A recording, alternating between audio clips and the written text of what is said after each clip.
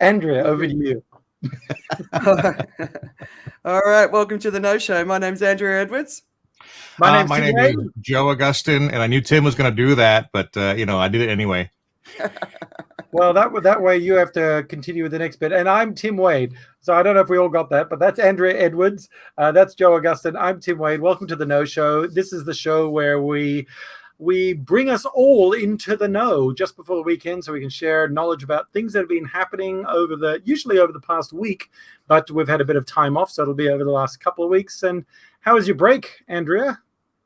Yeah, no, I think I've got to stop organizing New Year's Eve parties because I kind of get to Christmas and then I've got a whole week of organizing a party, and then before you know it, the kids are back at school. So I've got to start focusing on having some holidays. Yeah. Yeah, but your parties are legendary. Yeah, and I do enjoy it. I think the No Show, your weekend reads, all the good you do in the world, all of that will be forgotten. Your legacy is the party at New Year's Eve and your birthday, of course. Happy birthday for then. Yes, thank you very much. Yes, 52. Ugh. Well, that's a year for every week of a year. Yep, true. What about you guys? Did you get a break?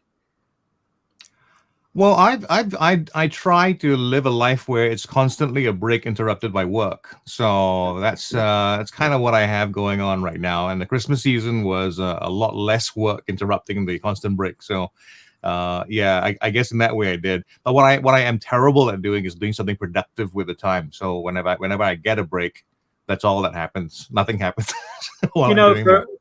For anybody watching right now wondering what on earth we're doing in the No Show, at any moment now we will break into the news and we'll start talking about the news, some key things that have been happening, and breaking news. We even have some breaking news that's come in the last couple of seconds that Andrea will alert us to. And then we'll talk a little bit about opinion about some of the stuff that's been going on and what we think. And hopefully out of that we'll be inspired to take some action. That's kind of the thinking about the show. So we'll get into that in just a moment. But we thought we'd banter a little bit just for the next couple of minutes, just because it is our first show for the year. We've had, about 4 weeks off or something? 5 weeks? Yeah. 4 or 5 weeks off from the show. But it sounds like Andrea didn't get any time off. Joe's had time off interrupted by work. Well, listen, to be very nice and polite, Tim, what have you been up to? Well, thank you, Joe. I've been a bit like you. I've had work interrupting my break, but because I've decided to go and do a course, that course concluded in the middle of November, and I've just had this amazing feeling of this real big space opening up in my life, and I think that space opening up was partly because of the intensity of the course, partly because the No Show then also took a break. And it was almost like everything was taking a break, that I just had this extraordinary period of about 4 weeks of peace and settling and everything. And Christmas for me is a really special time of year. And I just love just the feeling of the world at that moment. I mean, crap's happening, of course, but it just, I don't know, just feeling of possibly hope for a new year ahead, that end of year, new year beginning, we can reset, do all the things we've been meaning to do. So, but of course I'm back into the course now. No Show starts again today, so probably stress levels will go up a little bit, but I had a really great break. I didn't eat that much that I can't button my shirt up to the top, although I have pressed out of it a little bit. Yeah, all you have to do is buy a new shirt, though. I want to compliment Tim, though. Tim takes his parties as seriously as Andrea does, and with, of course, keeping in mind the social restrictions here in Singapore. So, what Tim does is he has many parties, maximizing the small number of guests he can have. Yeah, that's true. I was very grateful to be included in one of those on one of those nights. By the way, where one of the guests revealed that he had Bitcoin lying around, he didn't know where. Oh. Did you miss that? I must have. I'd be going in and going through his trash looking for thrown out computers. No, he's someone who doesn't, we won't say who it is, but he's someone who doesn't really particularly care about that kind of stuff. He was much more thrilled about receiving cash for some of the items that he sold on Diablo, which is an online game. than he was about receiving Bitcoin in the day. And he just knows that he's got the Bitcoin somewhere, and there seems to be no urgency. I thought, okay. In fact, that's really the proper investment strategy with Bitcoin, possibly, is to just forget about it. So long as you can remember it again in about 50 years' time when it's worth like 1.5 million. Yeah. So again, back to the show. The show is about celebrating knowledge, some news, hopefully making you the more interesting person at the next party you go to. So let's get to some of the news, shall we? Alrighty. I was actually going to ask you before we do that, because I think this is something that's been going on a lot on social media at the moment, is have you set your intentions for 2022? Have you spent time doing that? This is a New Year's resolution kind of thing, right? Yeah, I mean, I never do New Year's resolutions, but there's been a lot of talk, and some people are super excited about it. And like Tim was saying with New Year's, it's a time for reflection. It's a renewal, right? So to me, it's always a special time of year, like you said, Tim. But I think this year I kind of went into Christmas, New Year more exhausted than I've ever felt at the end of a year. And I don't even feel remotely interested in sort of getting my head around what I want to achieve this year. And I think there's a lot of people out there who will be feeling pressured to be stepping into this new year with gusto, because that's what everybody else is doing. And I think it's important to honor where you are right now. And if you're not ready, that's okay. There's no, you don't have to. You do it in February if you want. We're all now moving towards Chinese New Year, right? That's the great part of Chinese New Year. But what about you guys? Do you feel the same? Well, as you were saying that, I could feel the members of the APSS sort of backing away from the screen, going like, "What's she going on about there?" Come to my program. I don't know. For me, I've been thinking about New Year's resolutions, and I've realized something. Like over the years, I've had the same ones very often, and the status of their achievement has been pretty much the same at the end of the year as they have been at the start, right? So what I've kind of thought about nowadays is like, okay, just to check, am I still on course? I think that's really good enough, because if you set a course that's kind of good a few years back and you're still on course but making some course corrections, that's pretty good. So I try not to take on or make a New Year's resolution. One reason for that is I know I am terrible at commitment, as Andrea, who's been trying to get me to get a website out for the last 2 years, knows. And I respond very badly to public promises and public shaming for not doing the things that I do. So I'm very resilient to that as well. I just find that I just should keep myself busy because I'm distracted all the time. I try to get as many people to distract me in the right direction as possible. So I say yes to the things that I think are going to make me a better person, like the No Show, and try to be as uninterested in the stuff that isn't going to be productive. Yeah. Hey, shout out to Philip, who's listening in the car in an epic thunderstorm, which sounds amazing. So excellent. Crack a thunder time. And that's my sister. But you said, I'm not criticizing the people who are going out there with excitement for the new year, because I think they're honoring their truth, right? But it's more for the people who just aren't in that frame of mind yet. I think, you got to honor that too. And there's a bit of a clash in the world at the moment. People are exhausted in ways we've never been exhausted before. So I just wanted to make that point, just honor you, don't feel pressure. Yeah. But I would suggest for those people who just feel in that spot, it's really useful to go and have a chat with some friends about that feeling almost. Just, recognize it, realize it, and sort of bounce it off someone, because I think it would be useful. I mean, I think it's useful it's really important not to bottle these things in and increase the pressure and the stress. Just let the lid off a little bit and just let it breathe a little bit and just give yourself some space. Yeah. The beauty of living in Asia is we have Chinese New Year, so you have part 2. Mm-hmm. And so we've got that coming up. Of course, that's in whenever that is, 1st of Feb. So we got a few weeks. Yeah, well, the follow-up with that bit of advice is if you're trying to chill and find that space, try and find out who your friends who are coaches are, and either avoid them or start with a caveat and go like, listen, This is not about coaching. I don't want you to try and get me out of a rut. This is not about trying to get out of a rut. I need to just be in a space. Yeah, and or pay them. Don't ask them out for coffee. Yeah. I should got a profession. I have a Captain America video where he's stuck in a rut, a rutty rut. And so he's on the psychologist couch. Maybe I should post that. That might be useful this time. But for me, it's some New Year's resolutions are giant elephants of resolutions, and sort of chopping them up a little bit might be good idea, just to say, what small things do I really want to get done? For me, clearing the clutter has been a big goal over the last bunch of months, and so in doing that, I've been getting a lot of stuff just cleared. Of course, at that point, my wife then goes and acquires a piano. Of course, nobody can play the piano, but we've got a piano turning up tomorrow. So we've been moving everything around in the house today, trying to accommodate that. Zoe is learning, but it's kind of nice. There's a real mental freedom to getting rid of physical clutter. And it's interesting. I think the Marie Kondo thing, I've always had a bit of a laugh at her, but actually when she says, does it spark joy? It's a really interesting concept of, is that really giving me any pleasure having it in my house, or am I keeping it because of some other reason? It's just there.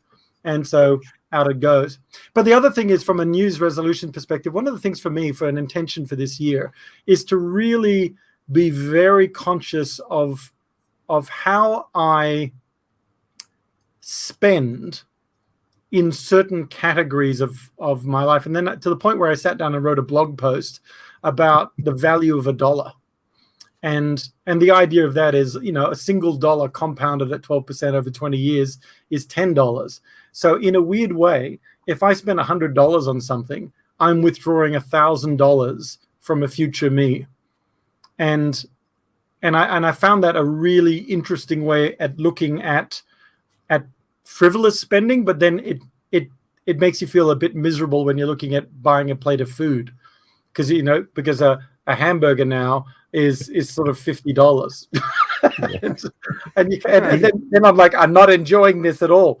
But so you need to let food go aside for this particular one. But if I'm looking at buying a gadget, a new one of these ends up costing me $13,000. You just add a zero to everything, pretty much is the calculation. At 12% compounded over 20 years, you add a zero. So reuse it. Don't go and get the latest one, because if that's going to cost me $13,000 that I could have in 20 years' time at today's rates of inflation and everything, that makes this no longer worth it. Do you know what I mean? It makes it no longer worth getting the start of a whole different show. I want to take you up on so many things you just said, but we do have the no show to get to. Yeah. All right. Yeah. And just showing your very strange brain there again, Tim. All right, so let's get into yeah, exactly. Not green. Yep. All right. There's so many things that we can be talking about today, and I'm going to skim through some, and I'm going to focus on headlines. Others. But the first one is, I want to start with Djokovic, but not probably for the reasons that everyone thinks, right? It's obviously a story that's had headlines around the world for a couple of weeks now, and we still don't know what's really going on, although breaking news a couple of minutes ago, thanks to my lovely husband, is his visa has now been cancelled. But they can still fight that in the court. Steve did that? He cancelled Djokovic's visa? Yeah, Steve cancelled his visa.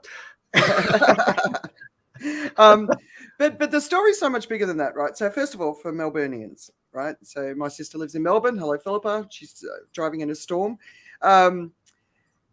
Melburnians have been in lockdown more than any other city in the world for an extended period of time. 264 days, I just happen to know. You're right. They've suffered. It's been miserable, but there's been a collective spirit of everyone does the right thing. We get through it together. And that's been apart from the tiny percentage of protesters, the majority of Melburnians, they've gotten vaccinated. They've done the right thing, right? So they feel pissed off about this for good reason. Then, of course, we've got some ScoMo and the Australian government. There's so many angles we could go there. Where are you guys gone? We're here. Just beyond even this story, there's so many angles. There's also Djokovic's fan club all over the world talking about it, and of course his fellow Serbians. And then we get his own stories, his own social media posts, where he's actually admitted to breaking quarantine. I mean, it's one of these stories. You kind of like, what's the truth? Where is this going? The story of the haves and the have-not, special treatment because of who he is. I mean, there's everything. But the main thing about this story that I want to share is, to me, it is a classic example of how people react emotionally to the news. I always say, if you are emotionally attached to a piece of news, then you can never look at it objectively. You can't stand back, right? And all over social media, I'm just seeing so many people expressing different opinions. And I honestly, I don't really care what people think about this. I don't really have opinions on this. I'm just using it as an example. And people are raging at each other. Like friends and family are raging at each other about this story. And it's just an example of where the world has turned in these last few years, is this rage, these intense emotions that come up about something that ultimately it's not really important in the big scheme of things. Tennis. So it's a tennis player. Well, it's a guy exactly. who plays the game. And I was just on Instagram, and there's a picture of Jennifer Aniston, and I love Jennifer Aniston, and she's got humid hair. 2 million likes. 2 million likes on a picture of her with humid hair. We're so distracted. Hair? No, humid hair. Humid, yeah. But hair that unfortunately has frizzed involuntarily, apparently, or something like that. I thought we have humid hair in Singapore all the time. Well, exactly, and here as well. But, if the World Wildlife Foundation was getting 2 million hits, I'd be like, that's okay. But that's not how it's working, right? So, distracted. But if everyone could just do one thing for me this year, if you feel intense emotions coming up around any story, because especially if it's got nothing to do with you, it's just in your space, just stand back from it and read widely, read different perspectives, try and understand everything. But are the emotions really worth it? Is putting an opinion out there on social media worth it? Is arguing with people worth it? That's all I'd ask people to do this year. Let's try and overcome this chaos that we've welcomed into our lives, and we're eagerly participating in our lives. So, and you guys, what do you think about this whole story? Don't get emotional. As someone who's made a living out of arguing, I find I've been thinking about this this week as well. Actually, not just about how we react to stuff, but how we rehearse reactions to stuff. There is preloaded anger to certain things. People are ready to be triggered by certain things, right? I said something to someone this past week, which was harmless, well-intentioned, but just was the wrong thing to say, apparently. And it set something off. And I just went like, yeah, okay, I can see why you can, understanding the bigger perspective that this is maybe the wrong thing to say, but it's also not the necessary reaction to have to what I say, right? I mean, just imagine you're in a society where a new person walks into the room and they don't know the rules, so they think, you know what, this is one of those fart anywhere I go places, and so they do, and then everyone gives them a really hard time. Is there a place like that in the world? Just basically where I grew up. My dad had the rules, the rule of the house, and his was, pull my finger, he can do tricks. They lived in the family of 10 boys, just to give you context, and they had farting contests, and there was a talent section. So it's a kind of complicated background that I come from. But so there is this thing about preloaded anger, preloaded sort of outrage that the world has. And I think people are learning those reactions from other people. They think that, okay, if I hear this, I should act this way. If I hear this, I should act this way. So you see that kind of stuff happening online. But I don't know whether there's any conviction to it. It's like, this is my way to be important, to feel important, to have some sort of cachet. And I like we talk about flexing with money or possessions or whatever it is. I think we also flex with opinions. We flex with where we stand with the crowd, I think there's an element of the straw that breaks the camel's back, though. Yeah. A few people are very trigger happy, but a lot of people, they're getting it and Trigger it's unhappy. just pounding Trigger away. unhappy. Yeah, okay, trigger unhappy. But they're getting it and it's going, and then their friend or somebody has that opinion that is just like, really, you as well? Screw this, and then they go in, and I think I don't know what the solution is apart from avoiding it or sort of counting to 5 as Mel Robbins would have everyone do. But it's I think the solution actually is to be mindful of other people and to be aware of what's triggering us and ask ourselves why. Exactly. So why am I being affected by, why am I giving everybody else power over my emotions?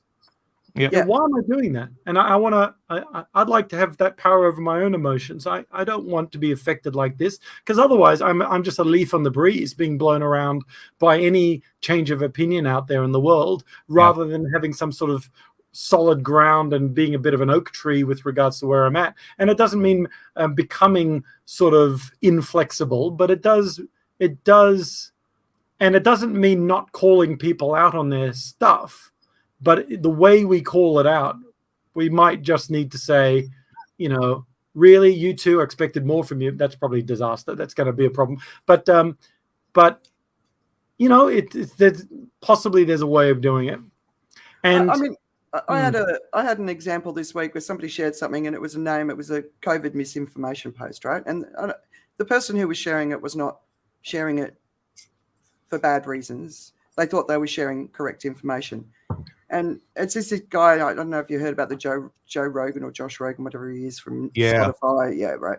So there's this guy who claims to have been the inventor of the mRNA vaccine. And there's an environment sort of guy, that's sort of old white man in both cases, who are just out there. They're talking to and funded by, right-wing sort of politicians, businesses. They're talking to them. They're consulting them. These people don't actually make any sense to me. Anyway, this name popped up and I hadn't seen the name before. So I just did a Google search, and pages and pages and pages came up of this person with lots and lots and lots of different opinions. And that's a simple thing for everyone to do. If someone's giving advice and they're referencing a name, but that's not linked to anything, go and search the name and just go and see what's being said about them. And if they're creating a lot of, negative and positive energy, there's a sign that there's something not quite right there.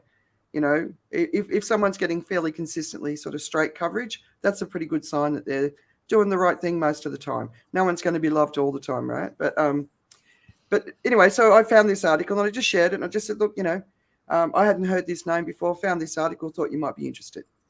So just gentle touch. But I see loads of stuff being posted and I just don't comment on it. It's not so worth it. going back to Novak, what are your thoughts? I don't care. It's a no-show. I don't care. For me, it was very, very clear what happened. Administrative oversight, basically. It's very simply people who didn't have the authority to say things made some comments, made some promises that they weren't in a position to make them. So it was a very simple thing. He was never qualified to come into Australia in the first place. That's just the thing that we knew from the rules, right? It just was the case. But what happened was somebody managed to convince somebody. Don't worry about it, mate. I'll talk to my mate. Yeah. The good old Australian. She'll be right, mate. Yeah. And it was until it wasn't. I mean, that was basically it. And the rest of it, it's just the hoopla that came along with that. And I mean, I love the Serbian reaction to things. And in context of what Serbia has been trying to do for itself in the past, 20 years, to be treated fairly and all that other stuff. Now you want special treatment. I think it rang a little hollow for me, because I think in what they stand for, or what they are supposed to be, what they find valuable. It was completely kind of like at odds with this particular thing, as in like, we want to do things this way. We want to be recognized as an international, whatever, all the demand for respect sort of did not sit well with the same thing for the demand for, but different rules for us, if you don't mind. He's our champion. Yeah. Yeah. So if we want to talk about news that actually does matter, 4 countries in the mix here: Kazakhstan, Ukraine, Russia, and China is secretly taking over the world. So Kazakhstan, let's start there. It's gone very quiet in the last week or so. I don't know if you guys have been reading up on it, but it's a story so much bigger than increased gas prices. I mean, there's increased gas prices where we are. I don't know if you're experiencing it. It costs us $20 more to fill our tank. Now, for somebody who's hardly earning any money at all because of what's going on with the pandemic, that's a lot of money, right? But this is about an authoritarian government that's holding on no matter what. But it's also about the new leader who sort of stepped in a couple of years ago, breaking with the past leadership. So it would be like Lee Hsien-loong breaking with his dad, that sort of equivalent of breaking with the past, right? Social media has been closed down. WhatsApp has been closed down. A friend of mine who used to work in Kazakhstan can't get in touch with anyone. Russia's in. Who knows what that means? And obviously Russia is very sort of focused. Kazakhstan's an important country, but it's also an important country to the US because of the oil. Protesters can be shot on sight. I mean, there's a lot going on, and we're not hearing even remotely enough about it. But this is one of those little boiling points that could tip over into something much bigger. And then, of course, on the other side, we've got the Ukraine, and there's a lot of talks going on in Europe this week.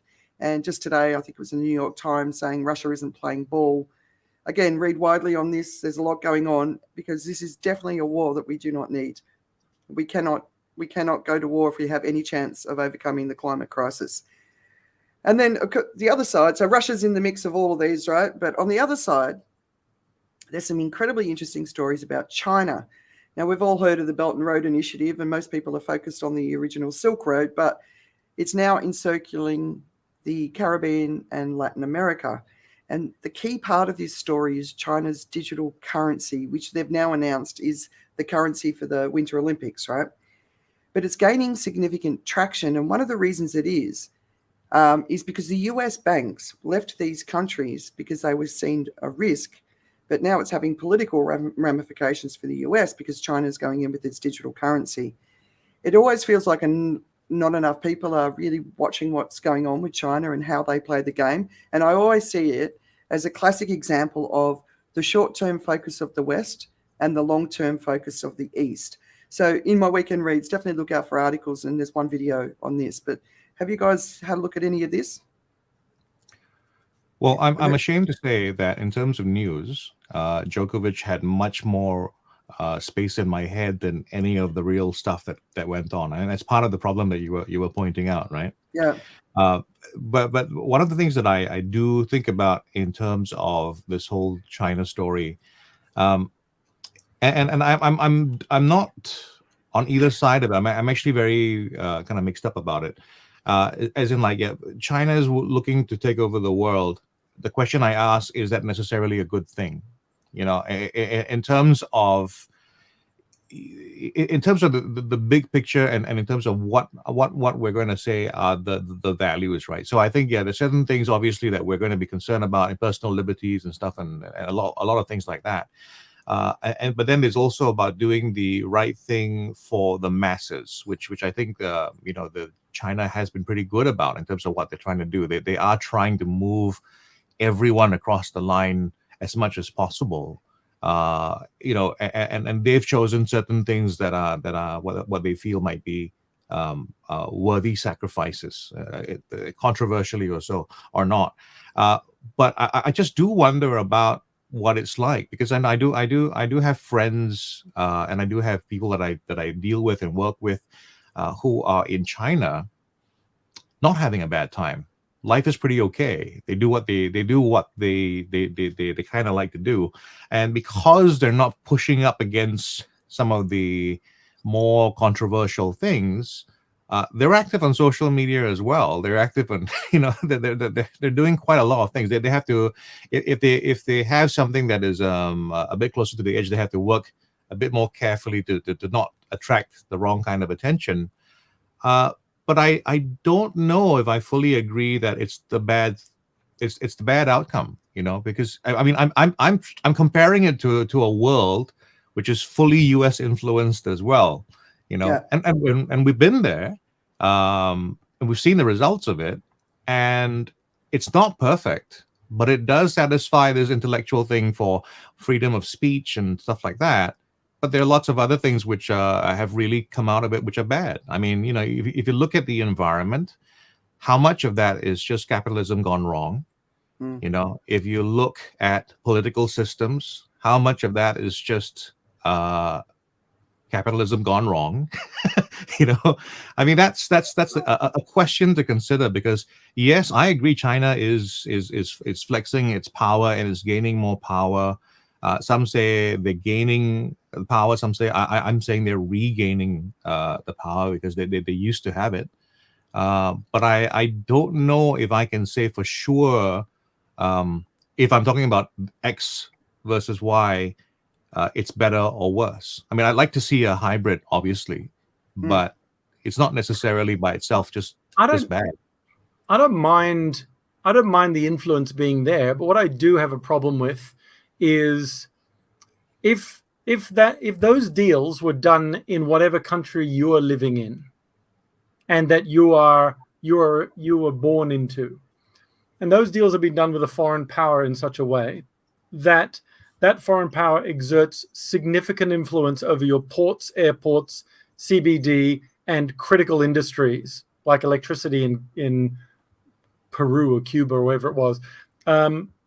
The challenge I have is the implicit backroom control that another country has over the decision making in your country. And if your country then stands up and says, nope, no more of this, then you just get invaded, or your ports get all closed down because your supply chain to your country is owned by another country. All the ports, airports owned by another country doesn't make any sense. Yeah. And you look at Sri Lanka, they own the ports there, and they built the CBD, and then the country has to pay it back. Didn't we talk about this another like a month or two ago? So I find that it's good. It's interesting. I mean, I agree with Joe that it's interesting having another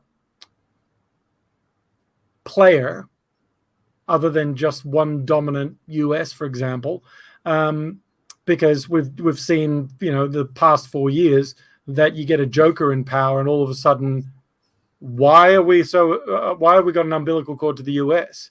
So just having options is interesting, but I just think it's very, very dangerous, and I think sadly a lot of the deals are being made with personal gain involved and selling out your country's future, and I think that that's the biggest challenge. But if their current deals aren't serving the people and the country and everything else, and they get an opportunity to make a deal where investment is coming in a significant way, and they can rebuild their economy and dignity and everything else, then that's a good thing. So long as the country themselves remains in control and they haven't lost that control to a foreign power. Yeah, and also the information we get is the Western interpretation of what's going on. What I listen to is the country's sort of response to it. But, a lot of the story that, you've obviously read, it's about these countries that had no access to foreign income because the US wouldn't give it to them. And the Chinese have said, we'll give it to you. And they can, change their country. But as we've also talked about before, there's so many different perspectives on this, but, this good, bad idea, even Joe said China's taking over the world. All throughout history, please read Why the West Rules for Now. All throughout history, every time China takes its eye off the ball, it loses control of its country. And I don't think that that's what they want to do. So their singular priority will always be to take care of its population. And I don't think a lot of people see that side of China. But that's good. That's good that's what you want from your government, Yeah. kind of. Yeah. I mean, except for the dissidents in there that are getting thrown under the bus, so to speak. But that's what you want, and that's what you want from your country's leadership anywhere in the world, is take care of me. That's what you're there for. Take care of me. I'm voting you in to make the decisions and have the conversations and take care of me. Don't sell me out. And don't sell out my children's and my grandchildren's future because of some deal that's going to get you a bigger house and a Ferrari. And that would be my only caveat in it. Otherwise, yeah, good. Yeah, it'd be interesting to sort of watch what China does this year, because a lot of change. All right, shall we move on to COVID? Yes. I mean, where do we even start? It's been a bit of a crazy time. But I did read that the northern US states believe they may now already be past the peak of Omicron. And South Africa saw that happen fairly quickly too. So maybe it's not so bad looking ahead. But obviously in the southern states of the US, where the most significant unvaccinated population resides, that's still definitely an unfolding story. And you're looking at hospitalization numbers, hospitals overwhelmed in the US. So, I don't think this isn't anywhere near the end. The other thing, of course, with hospitals being overwhelmed all over the world is preventable deaths will be higher from COVID as well. So one of the things that I've seen a fair bit about is people having pox parties. I don't know if you've heard about that. Oh, yeah. Like the good old measles parties we used to have. Yeah, chicken pox. Not a good idea. Basically, the experts are saying it's never a good idea to intentionally catch this virus, because you don't know what's going to happen. The other thing is there's a lot of reports about people getting reinfected 3-4 times. So if you've had it, it doesn't mean you're safe from getting it, especially because there's different strains around. So say if you've had Delta before, you can still get Omicron. However, if you get Omicron, potentially that can protect you from getting Delta. So that's one of the early things. But the long COVID story, I don't know if you guys have been keeping on top of that. Yeah, that's the scary one. Yeah, and it's continually evolving. And with Omicron, we have no idea what that looks like. And I know, Tim, you've been reading some stuff about that. I mean, neurological sort of problems in children, especially newborns, if the mother's had it, scarring in their bodies, like small children. And in the US, they're seeing a surge with the infections in children. What else have you been paying attention to there, Tim? Well, the other thing is that our opinion is we get it in here, it goes down, it affects our lungs, right? Yeah. So that's the opinion. But that particular piece that you and I were talking about was that it's actually the virus is it can go to any organ, this particular one, right? So and the other part was long COVID. So one of the articles that you had was talking about, you could get long COVID and what it actually is. And it says, everybody knows that if you get COVID, one of the first things that goes is your sense of smell. And you go, I can't smell anything, I probably got COVID. The only place that would probably be good in is growing up in Joe's house when he was a kid. Where apparently. Yeah.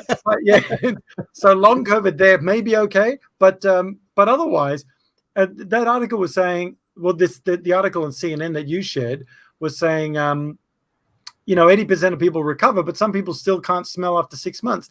Now, I don't know about you, but if you can't smell, then I don't think you can taste, if I'm not mistaken. That's right. So hence holding your nose to eat the broccoli or whatever it was as a kid. And imagine your life without that sense of smell with regards to food, wine, anything, flowers. I mean, anything. I mean, if somebody's got bad BO, maybe that's a good thing. Go and have a it's definitely bad news unless your mom's a terrible cook that insists that you eat at home. It's delicious. But that's cool. It causes depression in people. Suicide rates in long COVID are up. Some of the so people can get a really mild case of COVID, and then 6 months later they're basically committing suicide because life has become so grim. They can't get out of bed, they can't walk, they can't exercise, they can't sleep, they can't think. Foggy brains are part of it. palpitations in their heart at night, Yeah. so they can't. It's terrible. So Yeah. intentionally what catching it. Yeah, what I don't know about though is long COVID more likely in Omicron or less likely? Well, we don't know, right? It's We still don't too know. soon. But that's because Omicron seems to be the one that most countries are going, if we want to let this one out of control, this is the one that let out of control. Mm. And when I say let, actually they may not have any choice because it is far more virulent. But that's the one where, pardon? Let it rip. Yeah, to continue the theme of the show, it seems. Yeah. It's called the Nose Show. That was She'll the be Australian right, government. She'll be right. Yeah. So I just think, I think that the narrative still needs to be, regardless of all of that, the narrative still needs to be, do what you can to protect yourself and others, and make some decisions. The big decision here in Singapore at the moment amongst the parenting groups seems to be, now that we can get our 5-year-olds up, 5-year-old to whatever age, vaccinated, is, are you going to get your kids vaccinated? And so I spoke to my brother's wife over in London, I spoke to him about her opinion on child vaccination, and hers apparently is yes. She's in the medical side. She was the one that sent through that article, and and hers was yes, absolutely. And so because ours, with Zoe, we're able to get her vaccinated, and we're all like, is it safe for a 5-year-old? And it seems to be. It seems to be so. But most of the parent groups that we're also in with regards to a school, for example, this is not really the news. This is more opinion, I suppose. But is that they're all waiting as well. Everybody seems to be just, if it's okay, we need to be a bit more sure. Which also is a really interesting one, that we're happy to go and get the jab and go, whatever. But are we okay for our 5-year-old or 6-year-old to take the jab? Yeah. And I guess it's, 50 years in, we're going, well, okay, but their life, they got 90 years ahead of them. Yeah. Just treat it like smoking, really. That's kind of the consideration. The math is very similar to smoking, right? I mean, the 70-year-old wants to take up smoking. Good for him, as long as he does it outside the house. I'm 50, okay, maybe less risk involved, but my kid, no way, right? Good comparison. The thing about the risks or the calculation, and it's a very hard one to do, because it's true that there is risk for pediatric vaccinations. There's no doubt about that. We don't know what the long-term ramifications are, but when you do a risk purely based on risk calculation, it is the difference between saying, okay, I want you to get on the bus and come back from school on the bus, or I want you to just walk through the 4-lane traffic that we happen to live across from school with, right? One is a safer way to look at. It's a safer way to do things, but we're unsure about the ramifications. There definitely are going to be things that we don't see that are there that may be problems in the future. But it's about weighing up the risks, right? If we talk about right now, especially with Omicron going the way it is, it's not a question of when, not a question of if. It really is about when. When will you be exposed to it, and when are you likely to catch it? Because even with the vaccination, you are likely to get COVID. That's the reality, right? So, given that, the safer option is to have a better result if you catch COVID than to run the risk of any kind of result. Yeah, no defenses, right? So that really is the challenge, and it's a very very hard choice to make, and I fully understand it. But if we use logic, which is of course in not in great supply, that the correct answer is yes, vaccinate, but understanding that really is the less risky. So it's not without risk, but it's the less risky of the two. Yeah, and looking at some of the symptoms that are now being identified in young children who get COVID, or even babies born to mothers with COVID, there are some definite risks that people need to be aware of. Yeah. So look, my boys are over 12. When I said to them, right, do you guys want to get the vaccine? And they absolutely. I said, have you done some research? Do you know it's good? Do you know if it's good for you? I mean, I was very happy for them to get the vaccine, but I wanted them to take some responsibility in the decision because they're old enough to. But for 5 up, I think it would be a very difficult time for a parent. So all of my friends in the medical profession who are parents have all gotten their kids vaccinated without thought. They know that's the right choice to make. And so to me, that's always a good sign. But to the parents out there, I think it's a difficult time. Be really conscious of what you're sharing about child vaccinations. Double check who it's by. If you do a Google of any name, you'll find the history of that person and anything they've done right or wrong in the past. It's our kids.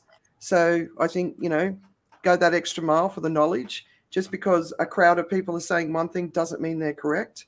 Look at the opposite side of the opinion as well. But I'm glad my boys are over 12 because I think it would be quite a daunting position to be put in right now. Yeah. But just going on to onto the numbers. So last week, the World Health Organization announced that there were 9.5 million new infections in a single week, and they called it a tsunami of disease. This week, we're at 15 million new infections, which is a 55% increase on the previous week. So they're always talking about it doubling. We were talking about the surging infections in children, which is being reported out of the US. Australia's hit 1 million, but there was a report just today or yesterday that they think Australia might be coming to the plateau for new infections. So maybe there's a glimmer of hope over there. They're expecting half of Europe, to contract Omicron. And then going into Hong Kong, there was a birthday party with the officials, and one of the officials has been put into the system of dealing with COVID, which is, of course, zero COVID, right? And they've come out very anti the whole system and how they're managing it, which I found really interesting. And then on the other side, a couple of Cathay Pacific air stewards apparently escaped isolation and let Omicron go in Hong Kong. And so Cathay Pacific is coming under a lot of criticism, but there's another side to that as well. The pilots and the crew have spent 73,000 nights and days in isolation. And because of where I live, there's a lot of pilots' families here. Yeah. And some of them haven't seen their families for a year or even since the beginning, So there's been a huge sacrifice for the families in that community, and I really feel for them.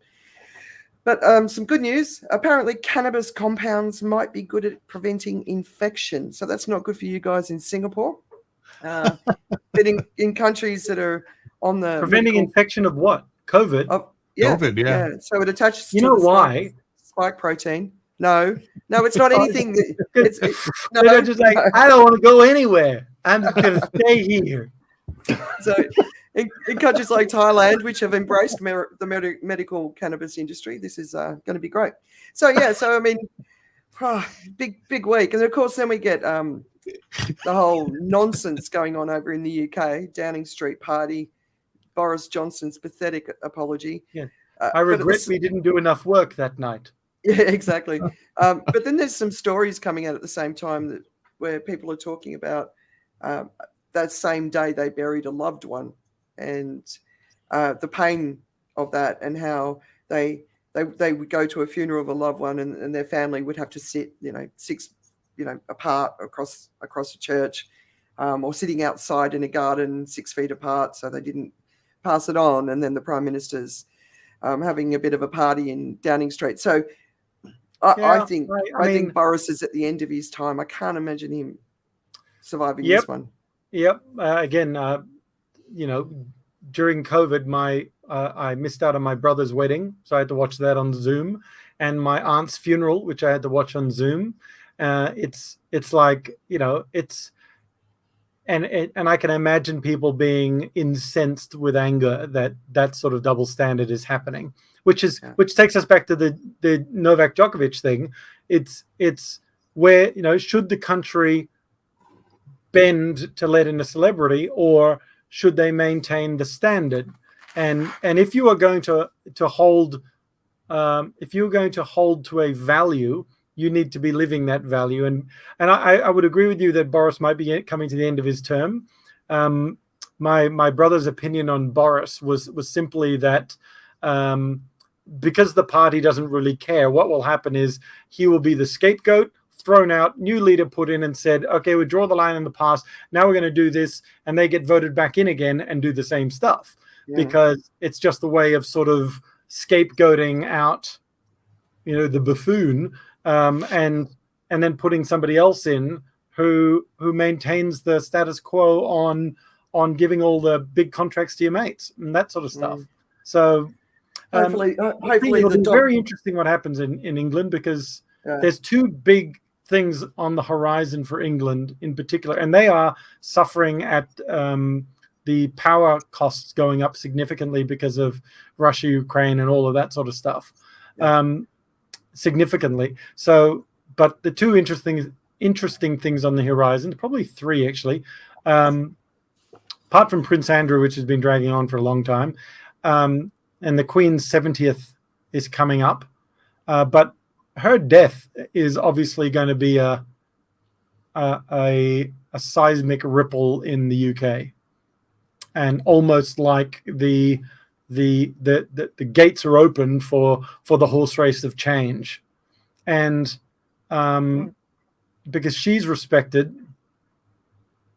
but we'll see.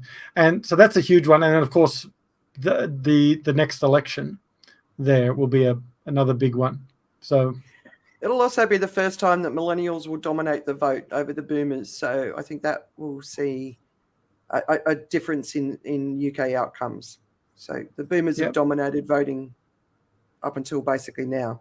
So I think, we're seeing that real demographic shift now. So I think that'll make that will be interesting. That will be fantastically interesting, because you might actually get some younger candidates coming in. Just hope they vote. That's true. I'm just looking forward to those videos that end off with, "This message has been approved by Joe Augustin. Like, subscribe." Nice. Exactly. So you're running for UK Parliament now.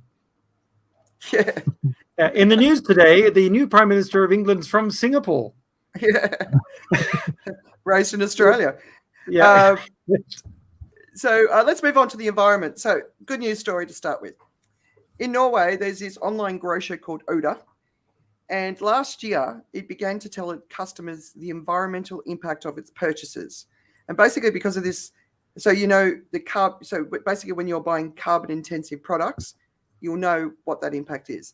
And as a result, the customers are shunning these products, including red meat. And I think this is absolutely something we need everywhere.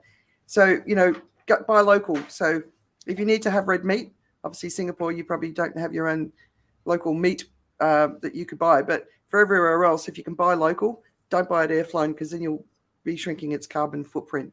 I'm going to fess up and say that we can't buy local red meat here in Singapore. It is just terrible. I'm looking a bit like Yoda at the moment. I think I need to turn this light off. I buy Thai red meat, and it's fine. We try not to have too much at all, but I've got two teenage boys. But if I can just reduce that air flown side, and I think that's something we've all gotten used to doing, air flown from Australia, lamb from New Zealand. It's like no, I won't do that anymore if I can avoid it. It's a hard challenge. I'm not gonna to say that I immediately want to jump towards that, but I know it's true. I know it's something that needs to be done, but I just it's hard.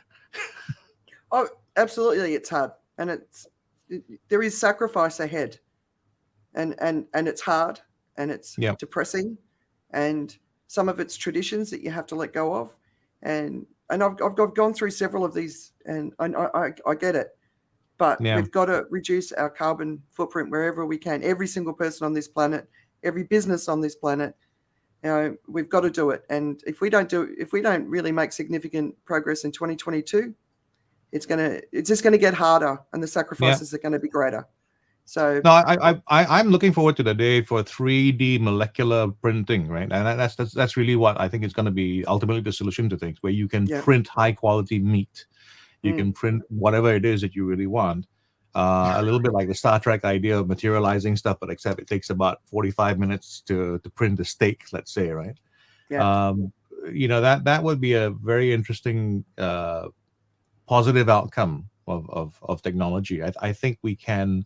What I really am thinking is a great place to be, and is a place where instead of because selling sacrifice is never exciting. People are gonna go like, oh, you'll have to sacrifice for that. I'll sign up for that. No, it's usually about let's have something which is good and that doesn't cost as much, doesn't feel like I'm paying as much of a price. And if we can figure out the technological ways to make us lazier, fatter, and have more fun without killing the environment, that would be I think that's the nirvana. God, that's such an interesting perspective. Like this idea that you've got to sell something that's fun. We've abused the planet to the point that it's going to become unlivable for humanity. The WWF Germany is expecting this decade 1 million species and animals to become extinct. Yeah, I thought that was the Wrestling Association. Yeah. Sorry. So we're not selling fun here. This is like the combined sacrifice of getting through COVID. We have to come together, right? And the future isn't fat and fun. The future is lean and harder. And the longer we take to achieve it, the harder it's going to be, right? Societal breakdown, is on the card. So I don't know. Well, to me, it's almost a bit of a mindset shift of this expectation of everything's great. Well, I think though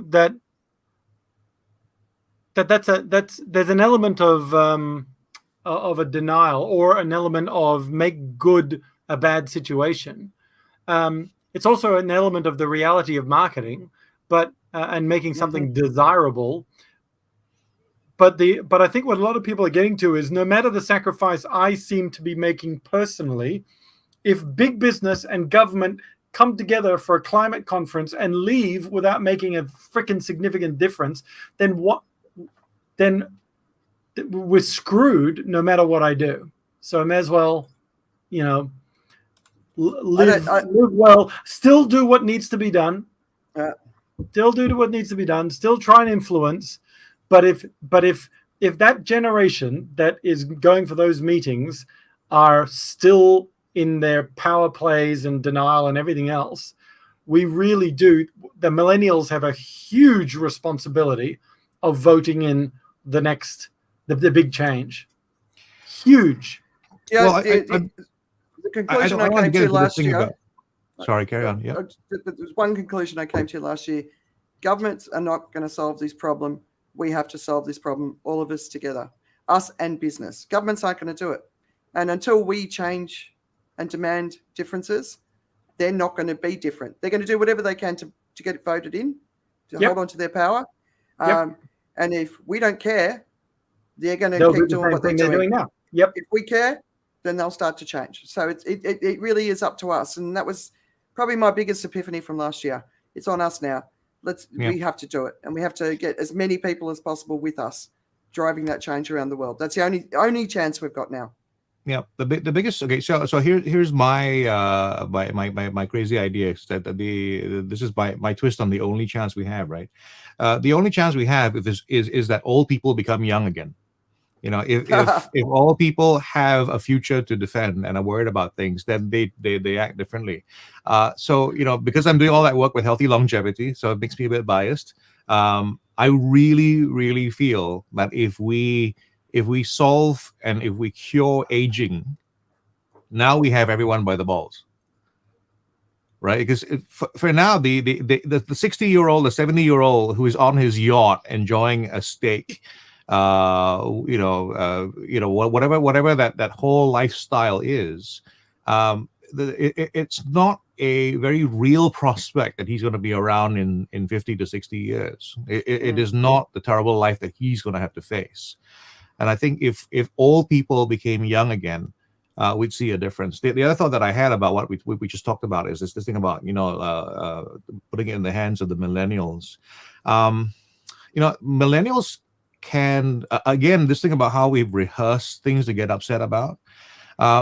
Millennials get all upset about the environment, but they don't totally behave 100% consistently with that feeling of upset. Millennials have a big problem that they're going to face besides just the environment as well, and it's the financial tsunami that's going to happen for them, because we're all in this together, right? It's going to cost a lot for the whole thing to work. And will they also do financial planning for themselves? Now, the thing is, we can talk about the environment and say we have to do all these things and therefore try and save the environment. But there's also that other financial truth, which is also the case, right? And you'll find that a lot of millennials aren't going to live that way. They're not going to do those things that they necessarily have to do to protect themselves, prepare themselves for the financial aspects of growing old. So I think what we have to try and figure out is a much better way for people to really begin to feel the urgency of what I think you're feeling, and I've got to admit as well. For me, what I have is I have empathy for what you're feeling. I'm not necessarily feeling exactly what you're feeling, and I think the major challenge is to get that happening, to almost transplant the experience and insight into younger bodies. If not make ourselves actually younger, then let's get these young people really feeling about those things, because it's too abstract. You know, I really feel that yes, they get upset about the environment, but they're also not doing the things that they have to do to look after themselves in other ways. But the idea of a millennial saving for the future when they get old is so bizarre, because the majority of millennials are sitting there going, I'm never going to get old, because we're going to be facing calamity long before that, especially those in the sort of the middle strip of the world, right? The hottest parts of the world. You know, why save for a future that might not even come? You know, so that's what, and they're not having kids. They're making completely different decisions, and they're looking at the way the older people are. If you're over 60, you're not going to see the worst of it. If you're under 60, which is us as well, we are going to see the worst of it, right? I buy into the aging thing. If we can solve aging, we're going to have to do it pretty quick. But then also that's a bit of an indication of selfishness of a generation that will only care about the future if they're going to be in it, you know, and that's their children and grandchildren. So I don't think we're going to solve aging. I don't know. You see some of the stuff going on. I mean, I know Joe's really looking into it, and there's some amazing stuff going on, like from a stem cell perspective. You know, I'm seeing that here. Imagine if we did. Imagine the population problem we're going to have in the planet. But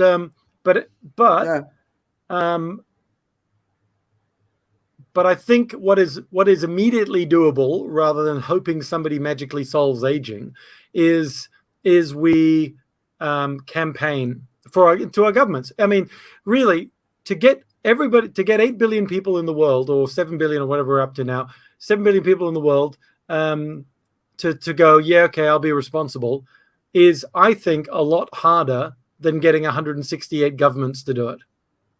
But those 8 billion people need to write or express themselves to their representatives, and know that those people are maybe 90 out of those 168 countries are actually democratic, but even so, they could be writing to those in power, because they don't want to lose face in their single party system, whatever it is. But is to write to their local representative, to know that their local representative is there actually to represent them, and to get involved even at a tiny level.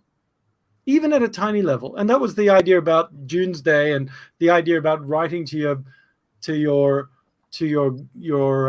constituent representative, and it's the thing that only seems to be top of mind once every 4 or 5 years, or depending on your election cycle, or 2 years, you know, if there's sort of senatorial things like in the US. So it seems to be like we go, we're all in. It's like the World Cup. We're all in. We're staying up all night. We're watching the elections, and then we're just like, okay, well, let's just do nothing for another 4 years until the next World Cup comes around. And that can't be it. That can't be it. It's got to be a little bit more, you know, what are we doing about this? And getting whatever communities you're involved in to also champion it. If you're a member of an association, get your association to go, what are we doing about this? Because we're speakers, we want to speak about it and be able to represent what you're doing, and we're interested in this because we're influencing, X million people a year. And then everyone's going to go, yeah, okay, I'm going to take you seriously. Or if you're a member of a church group, you've got 7,000 members who are who have circles of influence of another million people. What are you going to do about it? And or if you're a member of some other group, whether it's political, religious, educational, whatever the group is sort of champion the collective to have a voice, so that those in power listen and make decisions because that group is behind it. It's the idea of the union movement, but actually across but from a moral perspective. It's like moral unions is what we're looking for. Mm-hmm. I think that one of the points about the 7.6 billion, right? Just about 4 to 5 billion people live on this planet not out of balance with the planet. And there's about 2 billion people who live out of balance with the planet. A country like China can say to its people, we need to do this. Come on, comrades, let's get it done. Let's clean up our act and build a more sustainable society. But it's countries across Europe, Australia, New Zealand, the major democracies, obviously Canada, the US, right? They're the countries where we need to do the work to get the people motivated to change their behaviour, and it's not happening at a significant scale. It's become politicised. But until we can get the people in those countries, enough people to stand up and go, it's time for change, we're not going to see great change, because that's what's created the problem, those countries, the industrialisation of those countries, right? All these other countries who might be making stuff, so China's emissions, the majority of it's making cheap stuff that the West buys. So I think there's many countries with large populations that can talk to their people and change the direction of those countries. Their individual impact based on the population is much smaller. Like, I think Indonesia is one of the countries that's living in balance with Earth. Singapore needs 2.5 Earths based on how it lives. But the Singapore government believes in climate change. And I know that the Singapore government can turn around to the Singapore community and say, we need to change and create that change, right? So it's different everywhere. It's different in every country. The approach has to be different. Yeah. And in terms of the what's important as well, right? I mean, if you talk about a population that would have the most to gain from the environment turning out well in the future, India is a real good example. I mean, there's so many people, and they could do with a better environmental outcome. Yep. But in terms of priorities right now, in terms of what is the thing that they need next to get to the next day, to the next month, it is gonna be lower on the list of priorities, versus being able to get a job. Yeah, I mean, India is an interesting one, and it needs a lot of foreign investment to get the country ready, right? It's water management, the pollution, the farmers burning. There's a lot going on in India, and it's obviously such a complex country, and the politics, there's such a deep layer of corruption, and so it's a complicated thing. But we've got some so the most important thing is we've got to keep people where they are. If by 2020 we've got 1.2 billion climate refugees, we're going to have a whole world of hell going on, right? If we can keep people where they are, there's all these countries in drought. Some are genuinely in drought, and some because just mismanagement of water. Let's help those countries manage the water so you can keep people there. So I mean, we're not even remotely thinking, like, what do we do with the refugees? Are we just going to leave them freezing in Europe like we have for the last 5-10 years? Let's solve the problems. Let's give them a place to go where they can have dignity. They're coming.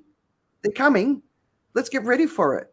So this then circles back to when we were talking about how governments are there to look after their people.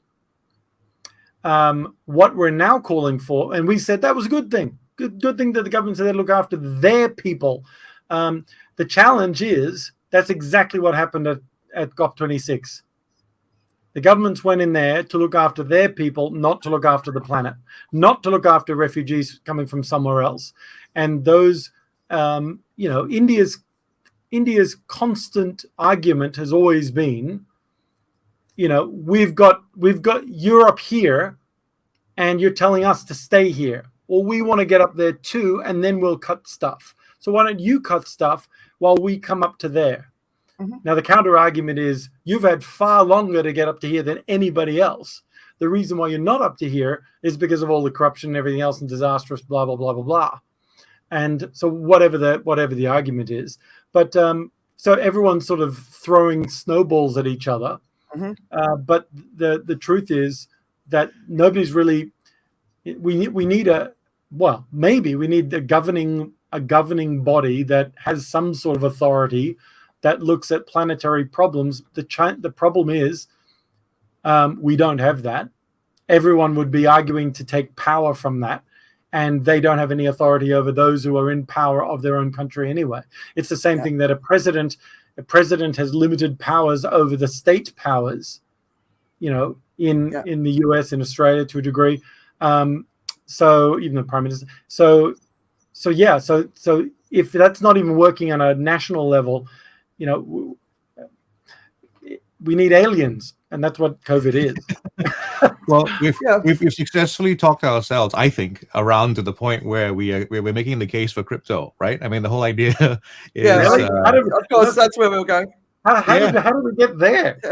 Well, the whole idea of decentralization, DeFi, and decentralization would ultimately, and this is the egalitarian idea, right? If power were just solely with the individual, so to speak, then you have a different world. Of course, people can amass power within those structures as well. That's always been the case. But it's one of the ways you could change things. I was thinking about those things, like when you talk about, accountability and stuff like that. If everything really was on the blockchain, if everything had an immutable sort of history about itself, so we would know that this came from that, and that was this, and that was at the price of this, it would be like we would have the world's largest Norwegian, supermarket, where you know the price of things as they really happen. A government's decision, for instance, wouldn't just be a government's decision. There would be a price. The price would be very clear. It could be there for those people who want to know about it. It wouldn't be everybody who would want to find out about it, but it would be great if every time something was done or decision was taken, that a true price was available to the audience or to the rest of the world, so that they could figure out, what is this really costing us? Yeah. It's just an idea, right? It's a crazy idea. Absolutely. And but technology is not the answer. It's not the only answer. But another thing that came out this week is the World Economic Forum released its Global Risks Report, and for the very first time, climate was on top. So the number one risk is climate action failure. This number two, extreme weather. And I don't know if you saw the insurance industry from last year to the year before, we went up by like 25% So extreme weather, and number three is biodiversity loss. And as I said earlier, the WWF Germany basically said we're at risk of millions of animals and plants going extinct this decade, by the end of this decade, right? So that's ecosystems collapsing, that's famine, starvation, that's mass migration, that's huge. We're still on track for 2.4 degrees of global warming. The most optimistic scenario is 1.8. And just a reminder, 1.5 is too hot to live. 2, the rainforests in the tropical region of the world will not be able to survive. So we have no time to lose. I want to recommend everyone looks out for this report that says the sustainability trends that will dominate in 2022. And there's lots of good stuff in here, but one is plant-based foods are expected to explode. And there's a new term for how we eat. Are you ready for it? Climatarianism. Cool. Oh my goodness. I'm a climatarian. Are you a climatarian? I only exactly. eat clouds. I love it. I think it's a really good term. I'm going to use it. with due respect to people who will be upset by this, I just hope we'll be less irritating than vegans. Climatarian. That is quite interesting. Yeah. When you think about it, the context of it, it's like you eat to be in balance with Earth, and that doesn't mean vegetarian necessarily, right? If you're eating chickens from your own yard. I've always had respect to the idea that if we lived in a world where we don't disassociate ourselves from how we get our food as much, we would have better balance, right? I mean, if you had to fight a chicken for its meat, it changes the way you might approach a chicken wing. I mean, I've as a kid, I remember when my grandmother don't strike it on the wing. Had to slaughter a chicken, and being there and seeing that process, it made me feel very differently about the food, and in terms of how we look at the how much food there is as well.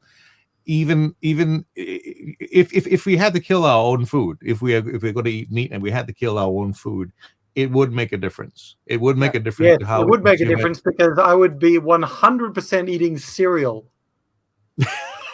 Although if I had to milk the cow, then I would be 100% eating cereal with water, which was a shock I had. There was a friend of mine from Zimbabwe, and a group of us had got together to have breakfast. We're at a conference on the Gold Coast, and we all poured ourselves some cereal, and I poured the milk in mine, and she poured water in hers, and I was horrified.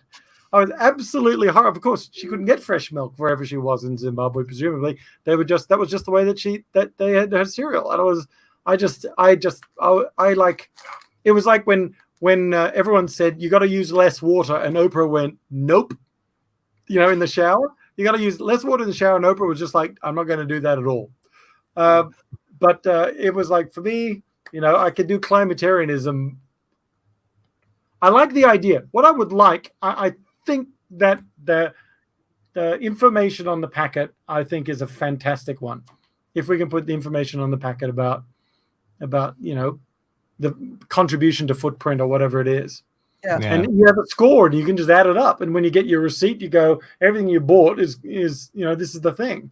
And you could have a loyalty card, and the more climatarian you are, you can get all these free things shipped over from China for free. And like smoking, what you can do is you can choose the packet that's least offensive to you, right? I'll take the stripping of the Amazonian beef, please. Thank you. Yeah. Yeah. Awesome. I mean, that, but ultimately the challenge, Andrea and Joe, I think, and everybody listening, I think ultimately the challenge is that people have been, we're most of us are voting with our wallets. Mm-hmm. And if I can get a piece of pork loin for $5 from Brazil, and the same piece coming from Australia or somewhere nearby is 11, and it tastes the same, I'm probably going to buy the one from Brazil. But the thing is, it's taken a lot more and made a lot bigger impact to come over from Brazil than it has for somewhere close by. And the cost should be factored into that, right? There should be an emissions cost in something that's been flown in from a long way away. Well, that's the whole carbon tax idea, right? Yeah. That was the whole point of that, but that kind of fizzled out a little bit. But that's got legs in some way. It should be able to work like that, but not that you can just keep doing it and hope somebody will offset you. But that you actively look to bring that down, and maybe it's got something to do with the element of subsidy that you get from governments, because that's the biggest competitive shift. I mean, the amount of subsidies going to the oil and gas industry, for example, are massive. And of course, look at the problems when the price goes up. Everyone's rioting and complaining. The thing about paying the right price for everything, that's really one of the tough ones, because if you talk about what we should be paying the most money for right now, we should be paying the most money for air, water, and the internet. It really is something that we should be paying a lot of money for. Well, that's an interesting combination. Yeah, no, I mean, if you think about it, so the thought that I want to put forward is, yeah, it really is a good idea to charge the right price for everything until the price is something I have to pay, right? So it's like we should, we should look after the environment. Okay, therefore we will tax air. Now wait a minute, it becomes something that affects us adversely, and is a big difference. Tim, breathe. It's free for now. I didn't want to pay for it. Every dollar of that was costing me $10 in 20 years' time. Yeah. So that is a challenge. We do have to. I think we have to design the solution around self-interest, because the great solution is everyone cares for everybody else and thinks for everybody else. But if you look at the way human society, just a society has developed, and you look at the way we get to the point where someone reaches the end of their life, and then they get closer to it and they start doing philanthropy.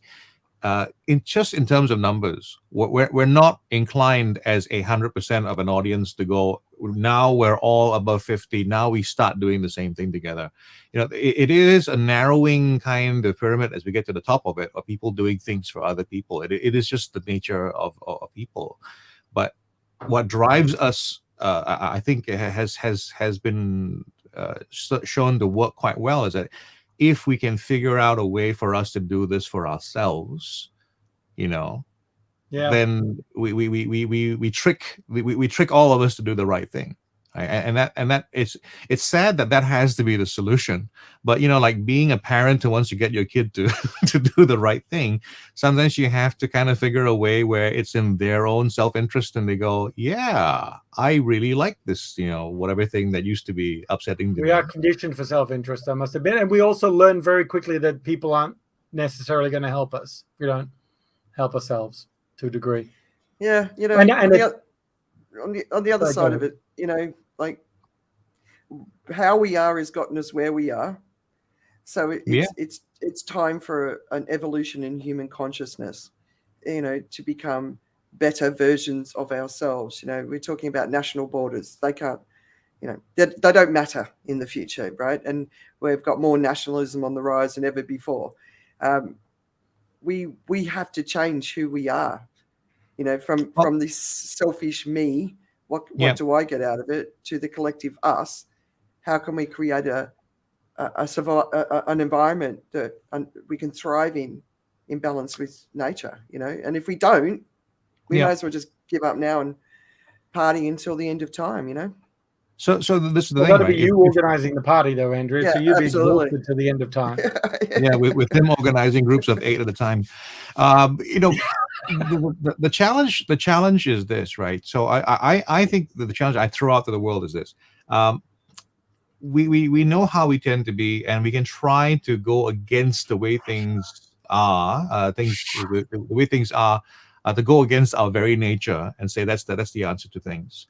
Or we could see the rise of benevolent manipulators, right? I mean, that's really manipulators.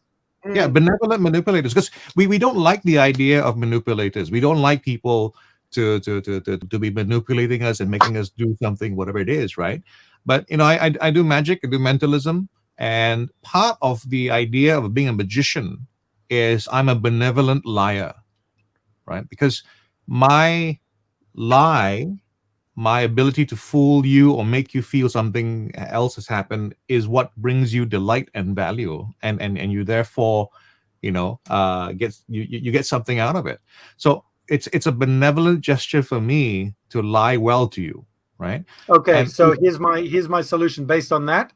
The solution to all the problems we've talked about is that China just needs to say, we're doing this for the good of the climate and the planet. With everything that they do.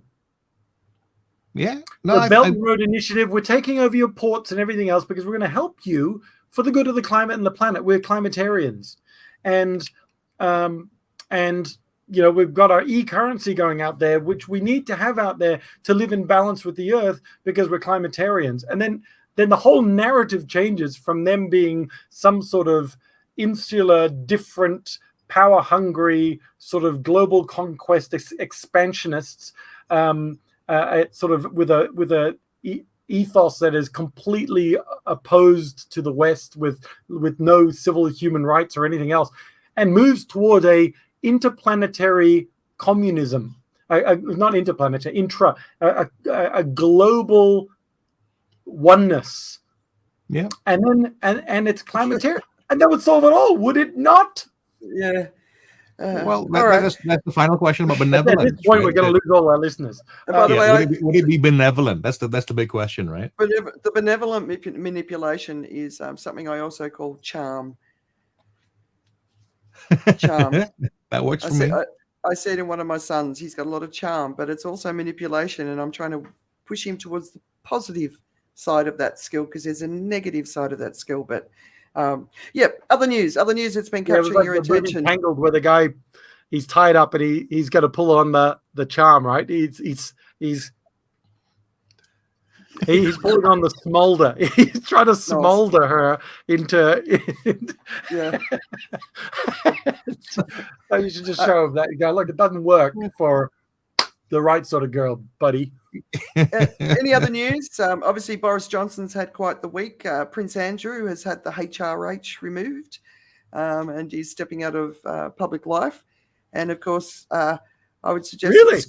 That all happened today, the final bit, because the court case can be heard in the US. So he tried to get that rejected, and it's now being heard. So, the military don't want him as their, whatever the royal people are. Patron. The military. That's it. And then ScoMo has had quite a week. And I don't know if Australia goes into election mode this year, and the Liberal Party get back in. I don't think I will ever return to the country, because it's a shambles. Anyway, well, you'll have else? one more reason besides the terrible hot weather now that Australia is going through, right? I think you had something about a new record high in terms of temperature as well recently. In Australia, no, probably.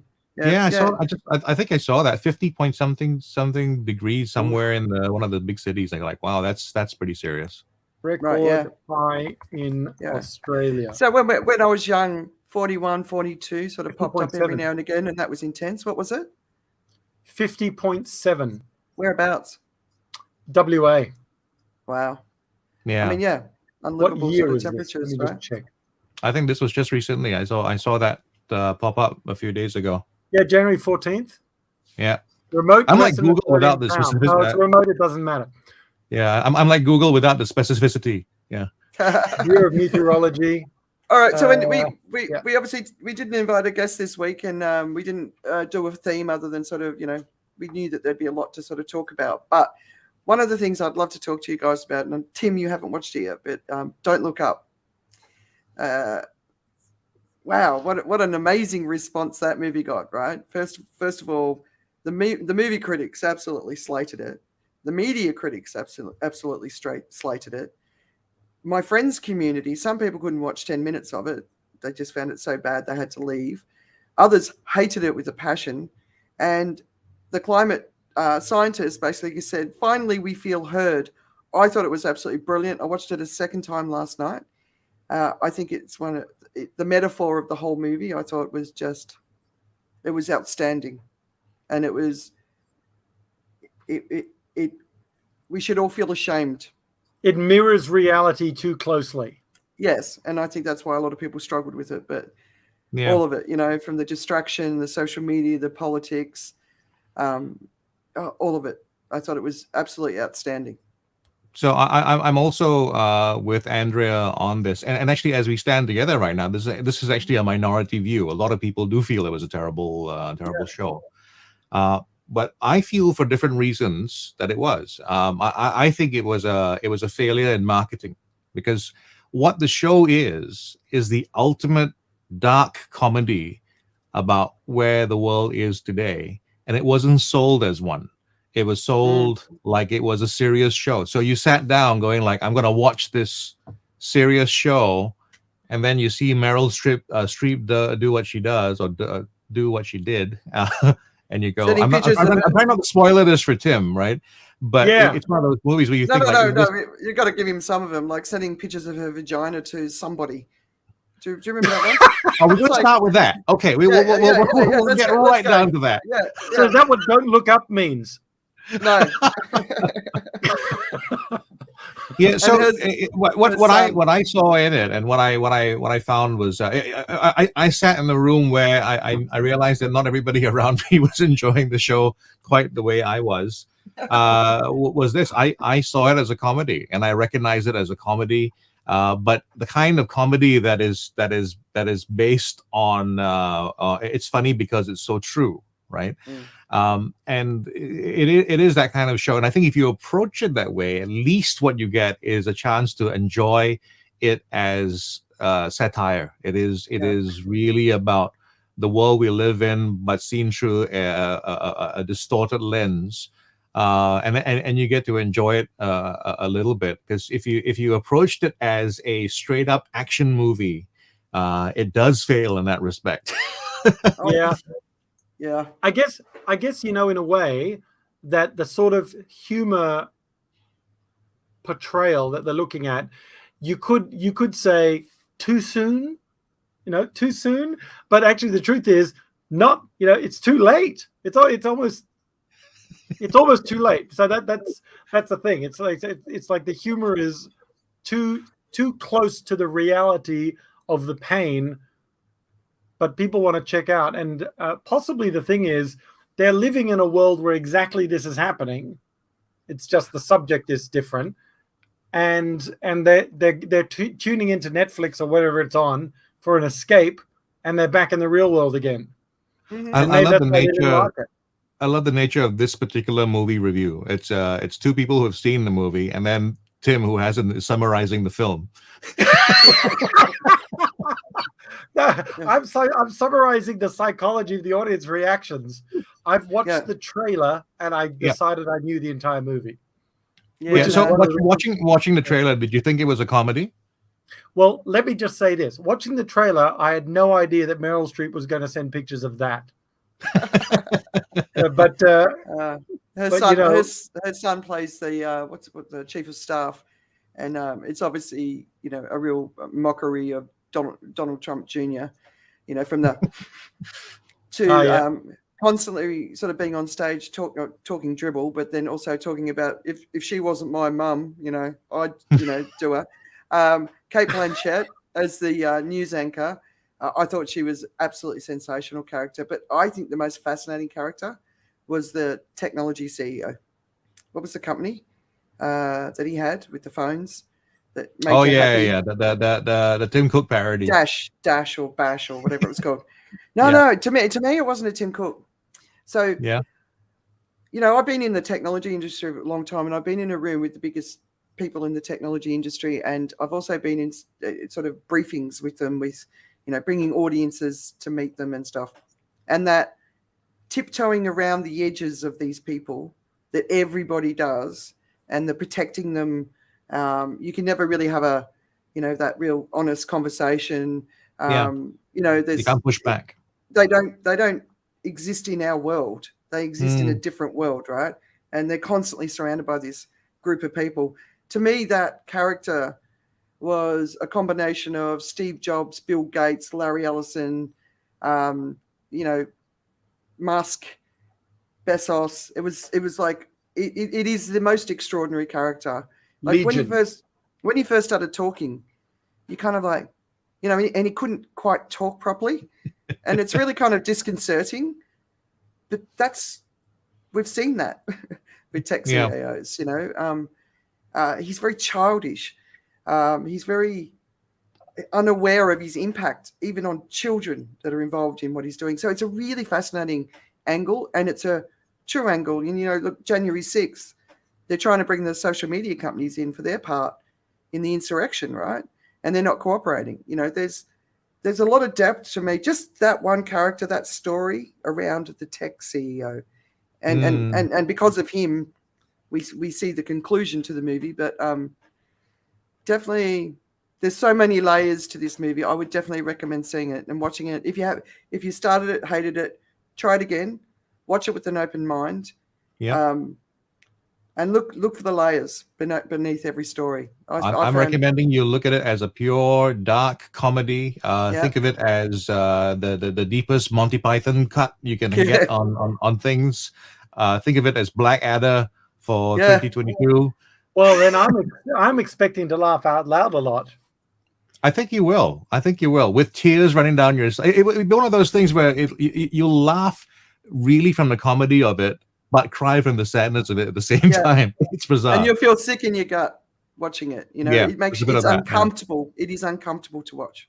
By the people who brought you the Big Short. Movies like that because the hero, when the hero can't, when everything is against the hero and they can't win, I find it infuriating. But I get the metaphor of the movie, and I guess I'll have to watch it. But even the heroes thought, don't tell me! He's a flawed character, right? I think Jennifer Lawrence was, for me, one of my favorite characters. I thought she was phenomenal. Jonah Hill, oh my God, sensational. If you want to be looking for something else to look for in the movie, it's really a series of fantastic performances.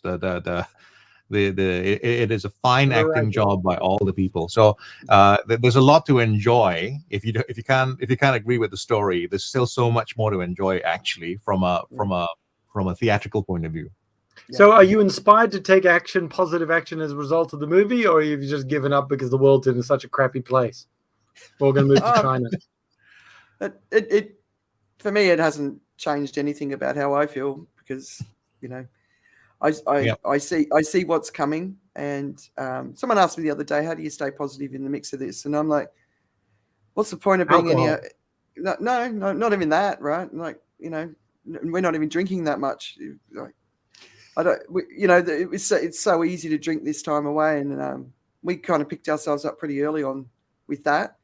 So, I just try and just gently keep putting a message out in the world, and hopefully I can touch a few lives and, make a difference. And I'm not going to and I do get depressed sometimes about it, but I'm not going to stay there. There's no point. I'm just going to try and enjoy life and live life to the most, and hopefully help my boys navigate. They're just entering into their eco-anxiety age where they're starting to understand how serious it is. So I'm trying to help navigate them through that, and so that they can stay positive, because, I don't want them living in fear for the rest of their lives. So, I'm learning Hebrew, and I'm about to go into a staycation in Israel. No, and Robertson Key. Okay, so that's how you're changing, all right. For one night. Good. For me, I want to be going down with the Titanic, but just before I drown, I see one, pick it up, and throw the starfish back, saying, "I made a difference." Nice. And then you get eaten by an octopus. Yeah, nice. All right, so let's signing off. So beyond the news, anything new that's got your attention, keeping you distracted, apart from anything we've already talked about?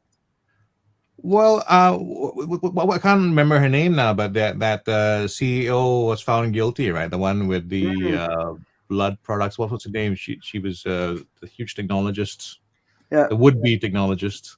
Anyway, blood products.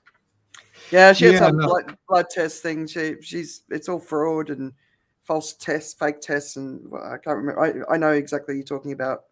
Yep. So she was basically a female. There we go, Elizabeth Holmes. There you go.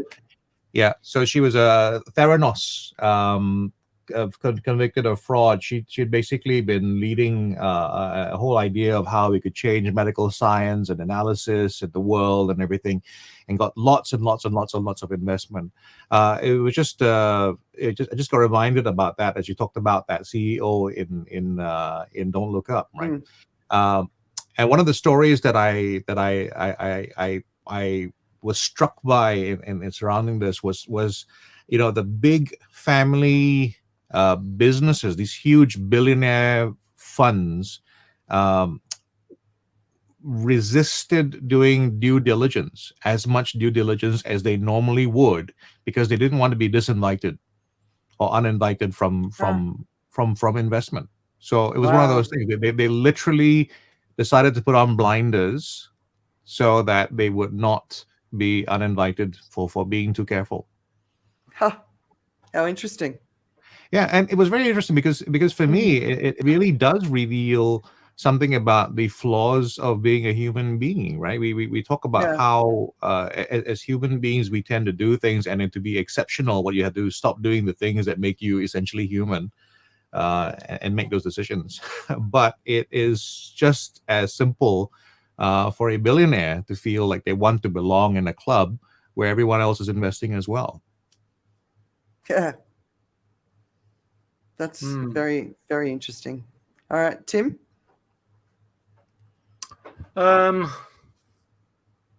What's been keeping me occupied? Well, what has been here? I think getting back into the routine of the year again has been a little bit interesting. Like having to go back to the courses again, starting down that path, and but TV wise, I've been seeking closure in lots of series. Ones where there's been little bits left, I've been just going in and watching the last couple of ones and going, okay, I'm done. Next one, I'm done. And so I've been dealing with a lot of loss. Right. Yeah. No, that You is know hard. how it is. I do. Hang on, have you really I been do. going back to Lost, the series? No, hell no, not with that. No, I gave up on that. Yeah, that got weird. Yeah, Yeah. it got weird, but no. I'm I- I'm not ready to go back in time yet and relive the wonder years, so to speak. I'll do that. I'll do that in 20 years' time if my investment strategy doesn't work. I actually picked up the series Manifest, which I think it just came up as a top 10 in Singapore, and I thought I'd just tune into it. And before you know it, I finished all 3 seasons, and I'm not terribly satisfied with the outcome. One thing I did watch was Magic for Humans. Ooh, I like that. Yeah. Have you watched that? Yeah, it's fun. It's a fun series. And I like how he uses magic and he has social commentary and he puts them together in a sort of a loose kind of fun way. But I do like it. There was one particular episode where he got these 3 social media influencers with a combined total of 6 million people watching, and he sort of set it up as trying to learn from them about how to influence, and he showed them some photos of his family and stuff like that, and he got them to go off and take a bunch of pictures, but he also showed them that he had taken a picture and it was behind the curtain. And so you got 5 minutes, go off and take a bunch of pictures, and they all came back and he goes, now choose one of those pictures that we're going to upload, and then on the count of 3 press upload, and he goes 1 2 3 upload, and they all uploaded the picture. And he then revealed that the elements that he thought was going to be in all 3 of their pictures, and he was spot on. Oh, wow. And they all basically were sitting on a swing in front of a watermelon with a ice cube tray in front of their face, and then he opened the curtain and showed, because this was my picture, and he basically used mentalism to influence the influencers and the power that has to get them to go and do stuff. And they were shocked, and he was sort of saying, this is the responsibility you have, but also how easy it is to influence even professional influencers. And so the whole thing was very cool. It was very cool. The Magic. The Magic for Humans is called. Yeah. This particular one, this episode was in series 3. Yeah. So, there's also a Spanish spin-off series, I think, of the same name. Is it? Yeah, Magic for Spanish Humans. I'm just kidding, but it's Spanish. It's Magic for Humans, but it is in Spanish. Yeah. All right. Por favor, for humans. I'm watching 2 things at the moment. One you might be surprised by. I absolutely love Emily in Paris. My husband won't watch it with me. He hasn't even given it a go. I mean, come on. But for me, like, I've got some really amazing French friends, and I love spending time with them. So for me, it's a really interesting. It's a laugh at Americans in Paris, French, the Parisians in Paris, other nationalities in Paris, and it's not really kind to anyone, but it brings me joy. But the other show that we are watching It's got a together good is soundtrack too, I believe. Yeah, no, the music's great actually, especially this season. I think the girls in the movie, I mean, the fashion's unbelievable, but the girls in the movie, I think they need to, Emily's since the first season lost a little bit too much weight, so she's actually looking sort of anorexic. So I think they should maybe tackle that bit. But the other show that we finally have started to be able to watch because it's on Netflix now is Schitt's Creek. Now, have you guys watched that? Yes. Yeah. No. Watch the whole thing. Yeah. It's great. Oh yeah. Schitt's Creek. Uncomfortable to start with. Like the first few episodes, Steve and I are like, is this really something we want to watch? We're not even through the first season yet, but SCHITTS, by the way, Tim. Yeah. Okay. Without a paddle, presumably. It's one of those. If you spelled it the other way, it might show you the American government website. That's one of those things. Yeah. But it's it's Canadian show, but it's one of those ones that it's pretty uncomfortable. But if you can stick with it, the heart of the show is starting to emerge. So. Oh, Eugene Levy. Eugene Levy, isn't he the guy with the big thick glasses? Hilarious guy. And the eyebrows. I was going to go with eyebrows, but yeah. Yeah, and the eyebrows. Yeah. Him and his son, Dan Levy, were the ones who created it. Yeah. So yeah, it's on Netflix now, so you can watch that. All right. So should we wrap up? Why not? Creek. Okay, is it funny, Schitt's Creek? It is funny. It is funny. It's not like Keeping Up with the Kardashians or something irritating. Yeah. It's laugh out loud and then uncomfortably explain to your kid why you did. Okay. So it's cringeworthy, hilarious. Yeah, it's kind of Faulty Towers sort of uncomfortableness. Okay. Yeah. Okay. Yeah. All right. So week one of 2022 for the No Show. We're back. Next week, we are going to have a lady called Samantha Gaffer, who you guys have not met. And the topic is going to be philanthropy in times of crisis. So Sam's a really great mate. She's one of the most talented marketing communications people I've ever worked with. And I think it's a really, really cool topic for us to be talking about. I think you guys will enjoy meeting her. I'll upload this on the podcast if you prefer to listen to it here. And otherwise, thanks, guys. Let's see what 2022 brings us. Listen, before you put a pin in it, I just want to say thank you very much to you, Andrea, for keeping us doing this, right? Because Tim and I have started things in the past before that have, well, shall we just say, ended without much of an attempt to keep it going. But you've been like Faulty Towers. It was deliberately short. Yeah. You've been resolute in getting this done. And every Friday we know that this is the thing that's gonna to happen. Which at the end of it, I get a personal sense of we've done something, we've contributed something in terms of an idea or two, we've exchanged thoughts, and somewhere out there, someone is possibly doing something with something that we've said. I can only hope that's just the case. Yeah. So thank you very much for coming back to this. I know this is it takes a lot of work for you to do because it's on top of everything else that you do. This has been fantastic. Oh, thanks, Dal. It's important, but as a social leader, when you start something, the most important thing is you keep going. If you just in it out, you're never gonna succeed. It takes time, right, to build value and to build I know an I should audience. write that down, but I'm not going to. I'm just going to watch the replay. Yeah, you just have to know it.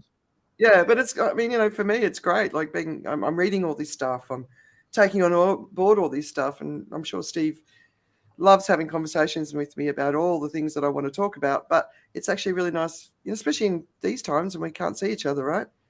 It's nice to be able to talk to people, and having our guests as well brings another dimension. So I'm looking forward to a whole different bunch of people coming and joining us this year. So, and information's important. Yeah. So looking forward to it. Well, thank you for those of you who have stuck with us over the show, and we look forward to seeing you next week. You've been watching The No Show with Andrea T Edwards, Joe Augustin, and me, Tim Wade. We will see you next week. All right. At 3 p.m. Singapore, 2 p.m. Thailand, and wherever you are in the world. All right. Bye, everyone. See you guys.